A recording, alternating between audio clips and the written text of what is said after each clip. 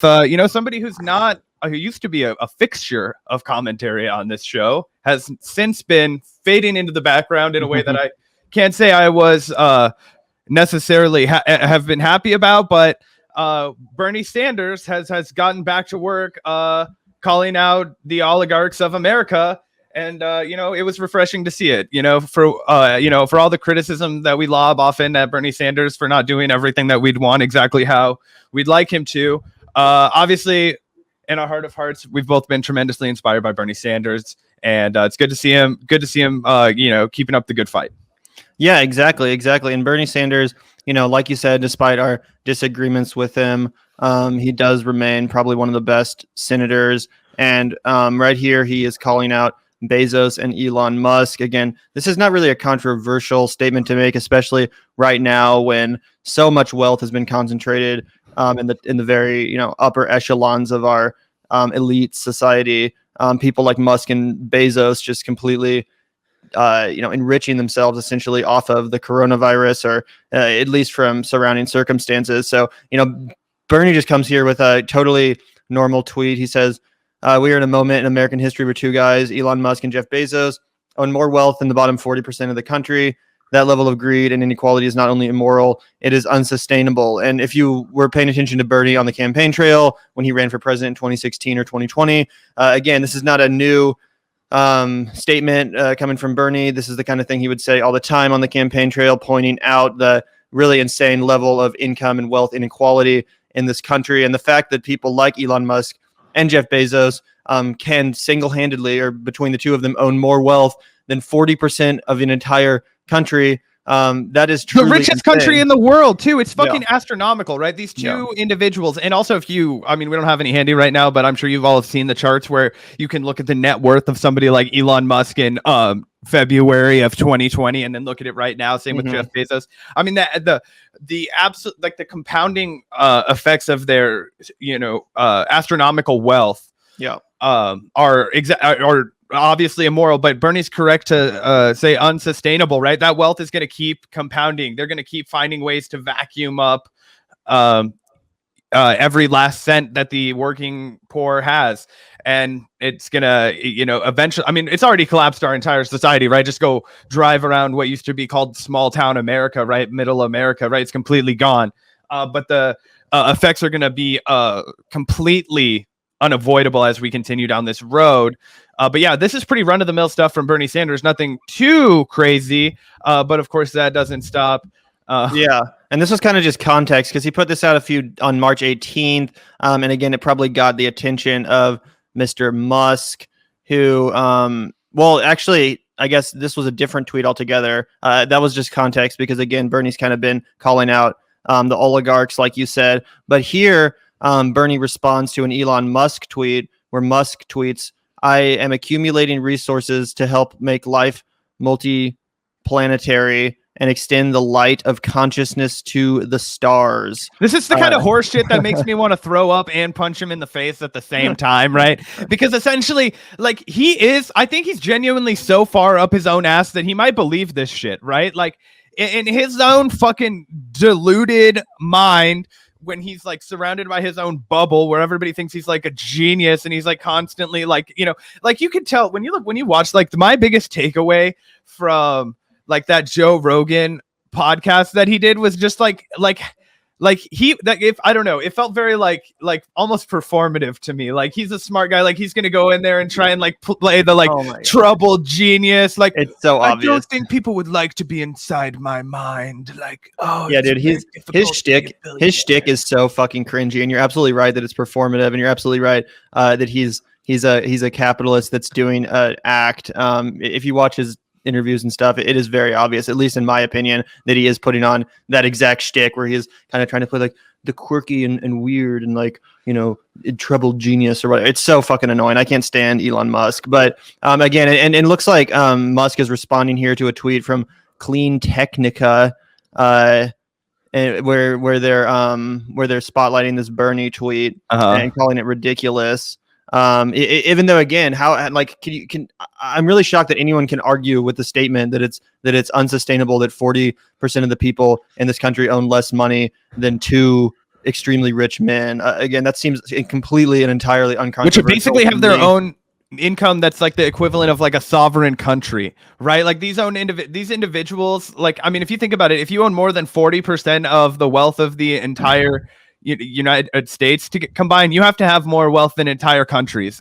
Yeah, exactly. So again, Elon Musk here saying, I'm accumulating resources to help make life multiplanetary and extend the light of consciousness to the stars, which is pretty hilarious because, he's trying to make life for himself and his buddies multiplanetary, but not, the homeless man down the street or even, the family that's living paycheck to paycheck. No, obviously those people are not going to be curried to Mars so that they can live out the rest of their lives while the rest of us burn, from the effects of climate change or drown from the effects of climate change. Again, this is or what about the Bolivian people whose coup he mockingly supported? And, Ryan Knight points that out here. And again, I'll just say too, really quickly, I'm not against, U.S. government funding space travel. I think NASA should exist. I certainly think that space should be explored. I think there's more.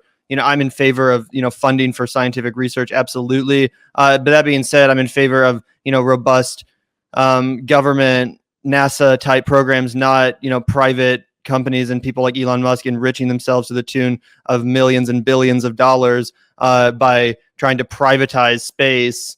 That's not something I'm interested in whatsoever.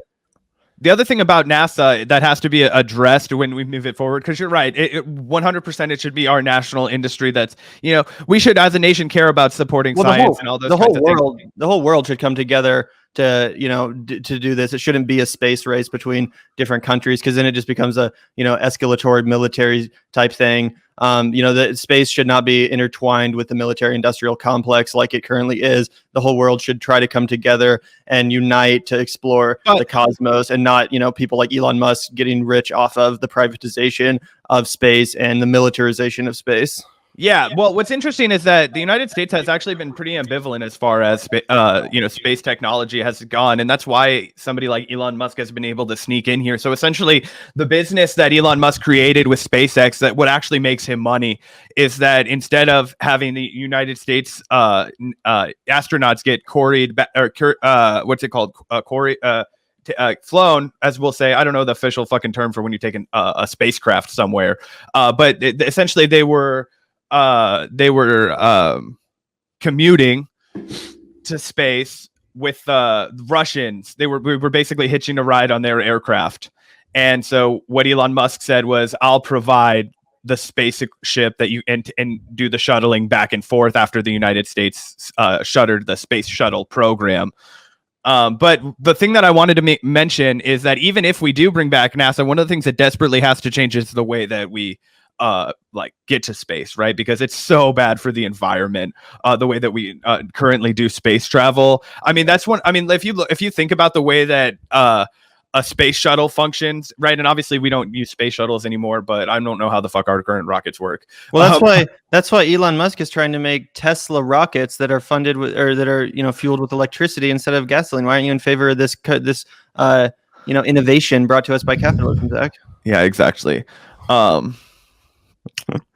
Because also a bunch of people are talking about how apparently Elon Musk is like hawking Bitcoin now, which people have mixed feelings on. I think there's different interesting arguments for and against Bitcoin, but he's really hyping up this thing where you can now apparently buy Teslas with Bitcoins or whatever. So that's another development. Dude, the Bitcoin thing is such a grift. It's like I like whatever people want to peddle Bitcoin. I like you have the right to, but it's 100% like this is like it's an asset, right? It's not a currency, and it's 100% a Ponzi scheme, right? The way that Bitcoin works is the more you hype the value of it, the more you sensationalize it, the more people buy into the idea of Bitcoin, the more value your Bitcoin now has. So of course, people who are invested in the crypto sphere are going to try and sell you like 1,000 ways where this cryptocurrency has value, but really it's all just, to use a Marxist term, it's all just fictitious, right? The capital is, it's all just speculative. Exactly. Kind of like the NFT bullshit. Yeah. Yeah, exactly. It's just like the NFTs, which are also terrible for the environment.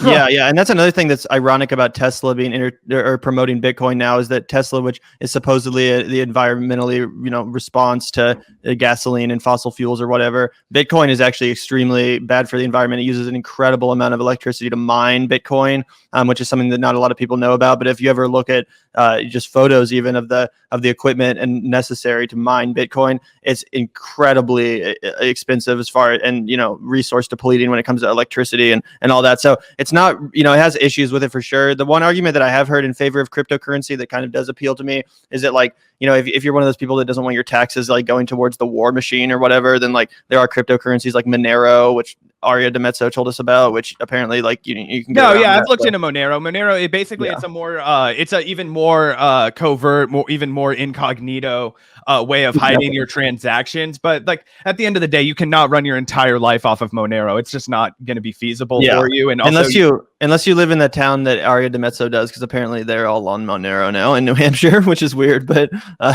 yeah, ultimately I agree. Anyway, again, Elon Musk coming at Bernie Sanders because he's accumulating resources. Yeah, you sure are fucking accumulating resources, man. You really are accumulating a lot of fucking resources for just one individual. That is no lie there.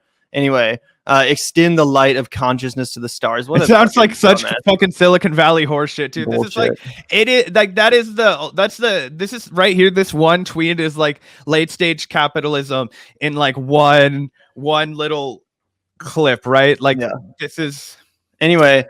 The to add on to the dog pile, another regular from Joe Rogan podcast, Mr. Jordan Peterson, who the last I heard of was in a Russian medical facility trying to recover from his benzo addiction, but apparently he's back. He's back and ready to tell you how to live your life morally, Gavin.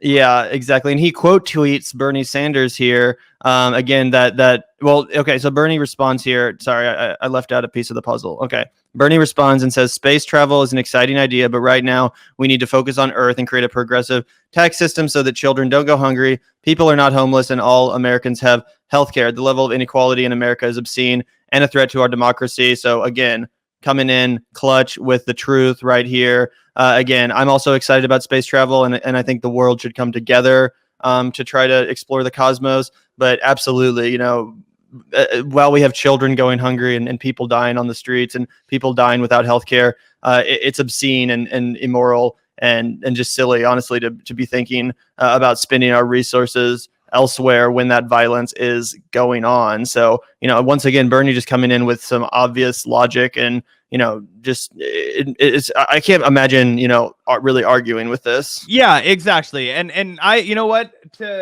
we can move on to the Jordan Peterson tweet, because I think that's exactly right. So subtext, those who dare to be interested in the exploration of space are nowhere near as moral as those of us who care so much for the poor. If you are going to choose space exploration or people who are dying from hunger, that's an immoral decision. That's a self-serving decision.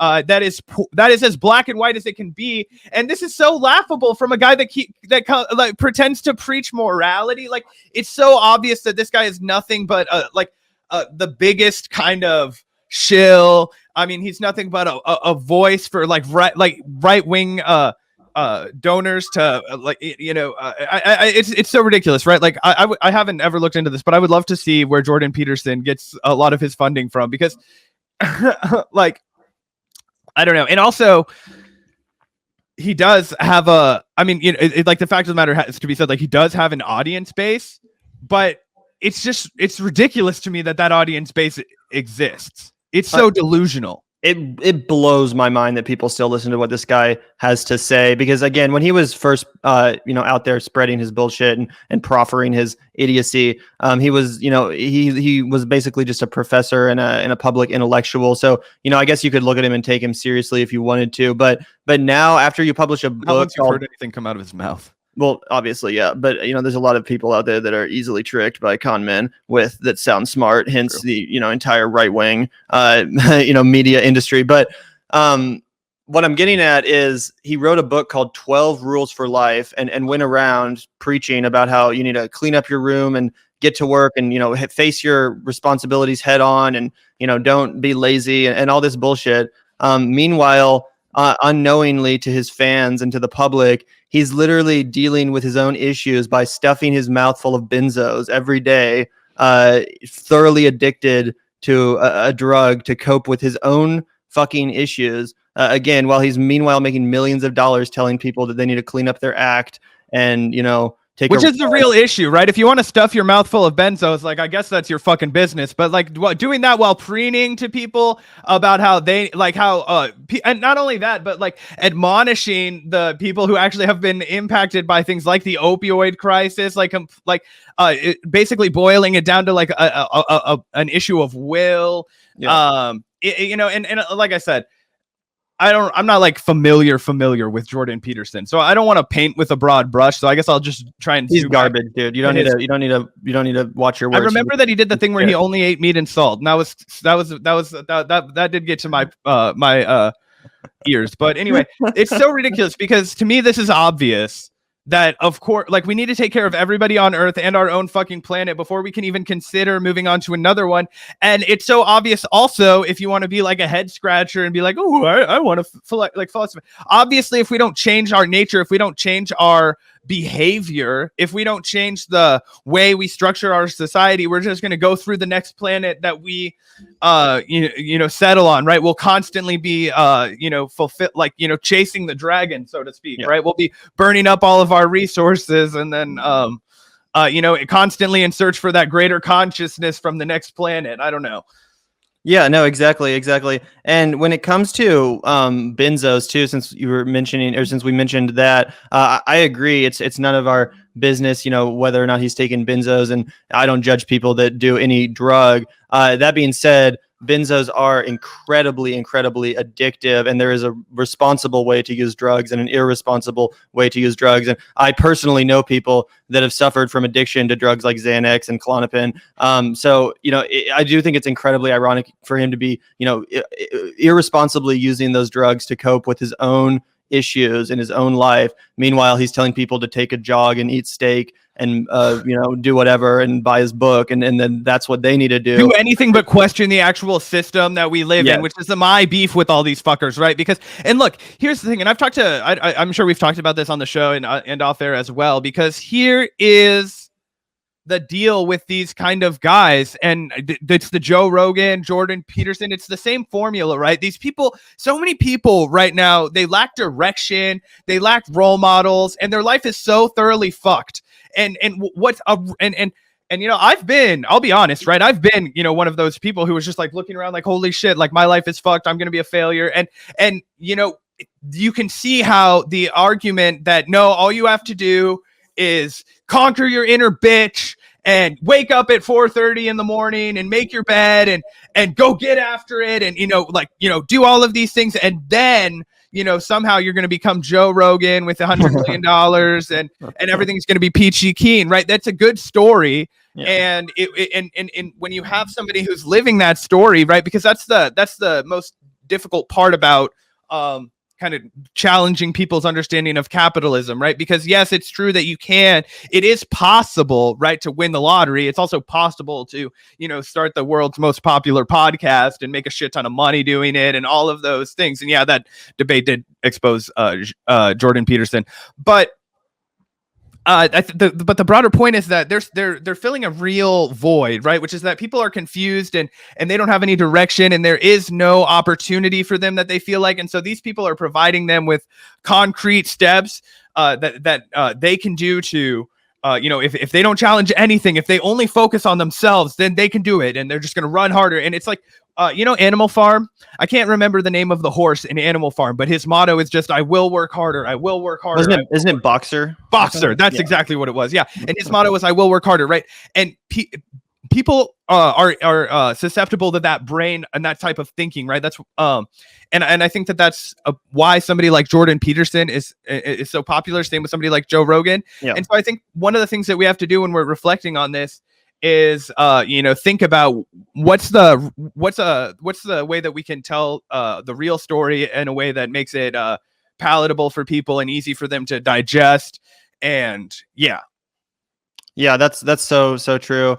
And you're absolutely right that, Jordan Peterson and Joe Rogan, who, we've even defended on this show at times, he does that a lot too, especially recently with COVID being like, well, all you need to do is like get healthy, and basically implying that people who are actually being affected by COVID, it's their fault for not, again, eating a raw food diet and only eating keto and only eating organic elk that they shot with their own crossbow. You know what I'm saying? Like, or got enough vitamin D or whatever the fuck. Like, are you not going to even probe into the reason why we have a massive amount of this country who is not in good health? Obviously America is one of the most unhealthy countries in the world, but you can look at all those people and blame them for being unhealthy, or you can look at the state of our food deserts and the fact that, the vast majority of these people shop from places like Walmart. And if you've ever been to a Walmart, you know that there's not exactly a lot of appealing, healthy looking food there. The produce section doesn't really look very fresh. And you're surrounded by sugary, processed garbage, essentially. And kids are growing up with their entire diets being, conformed around those foods. So, of course, it's in their biological code, essentially, to eat that way. Again, no underlying probing into or attempt to educate or disconstruct that reality. Instead, it's just pointing fingers and being like, well, why can't you afford kale smoothies, kombucha, and elk meat for dinner like I can? It's not even that. He won't even go so far as to say, why can't you afford it? The question stops as, why won't these sugar addicted people put their why do they keep putting their tongue pleasure, their mouth pleasure, which is something that Joe Rogan used to say all the time. It's like, you're literally putting your mouth pleasure above your health. And I'm like, no, dude, like people are poor in this country. You don't understand. You're so fucking far from being poor that you're like, and then people are like, really? Because you can go into Whole Foods and get a thing of broccoli for like $3. And it's like, shut the fuck up. You are not feeding a family a fucking thing of broccoli. Like, just go fuck yourself, right? You like, don't like, so like, true. And so, and just to finish up this, like, one other thing really quickly is that, the poverty element is so important because it's also youth poverty, right? And it's, you got to think about families, right? So today I got the mail, right? I was walking my dog and I got the mail, and everybody gets like junk mail, right? You get like ads and shit in the mail if you get the mail. I always get shit from like neighboring like fast food restaurants that are trying to get me to eat there, and they'll have like coupons, and there's like a thing that I get every time, and it's always from like Burger King, and I'm like, I'm never gonna eat at Burger King, but I always get like a shit ton of their coupons, and it'll be like 3 Whoppers, 3 cheeseburgers, and 3 orders of fries for $12. And you're like, if you're a poor family and you're like struggling to feed your family, and you're like, oh, I am a single parent with 2 children and I can feed everybody for $12, like you like, that is that is really like inexpensive.